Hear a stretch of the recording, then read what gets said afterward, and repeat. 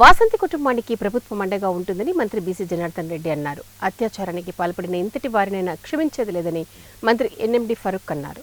నంద్యాల జిల్లా ముచ్చుమరి బాలిక వాసంతి కుటుంబ సభ్యులకు ఇల్లు కట్టిస్తామని మంత్రి ఎన్ఎండి ఫరూక్ హామీ ఇచ్చారు. ప్రభుత్వం మంజూరు చేసిన చెక్కును జిల్లా మంత్రులు అందజేశారు. అనంతరం మంత్రులు సిపిఎం పార్టీ నాయకుల మధ్య వాగ్వివాదం చోటు చేసుకుంది. బాలిక వాసంతి చనిపోయి దాదాపుగా 11 రోజులు కావస్తున్నా ఇప్పటి వరకు రాని మంత్రులు ఇప్పుడు ఎందుకు వచ్చారని సిపిఎం నాయకులు మంత్రులు నిలదీశారు.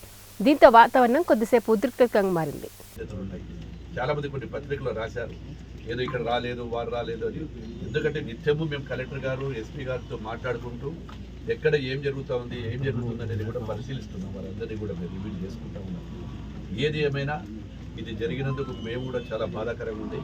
అన్ని విధాల ప్రభుత్వము మా గౌరవనీయులైనటువంటి ముఖ్యమంత్రి నారా చంద్రబాబు నాయుడు గారు కూడా వారికి ఒక సందేశాన్ని ఇచ్చారు. వారికి ఆ సందేశాన్ని కూడా చెప్పడం జరిగింది. వారిని ముఖ్యమంత్రి గారి ఆదేశాలు కూడా ఉన్నాయి. దీన్ని తుచా తప్పకుండా ఎస్పీ గారు పాటిస్తారు. చూడాలి, ఎస్పీ గారి మీద నాకు నమ్మకం ఉంది. ఆ దోషులు బయట వెతికి తీసి వారిని కఠినంగా శిక్షించిన బాధ్యత ఉంది. కాబట్టి ఈ చిన్నపిల్లలు కూడా చదువు చెప్పించిన బాధ్యత కూడా మేము తీసుకున్నాం. ప్రభుత్వం తీసుకుంది. చంద్రబాబు నాయుడు గారు చెప్పడం జరిగింది. పిల్లలు కూడా చదువు చెప్పింది. ఆ ఇండ్లు కూడా వారికి మరమ్మతు చేసి చెప్పి కలెక్టర్ గారు ఆదేశించాం.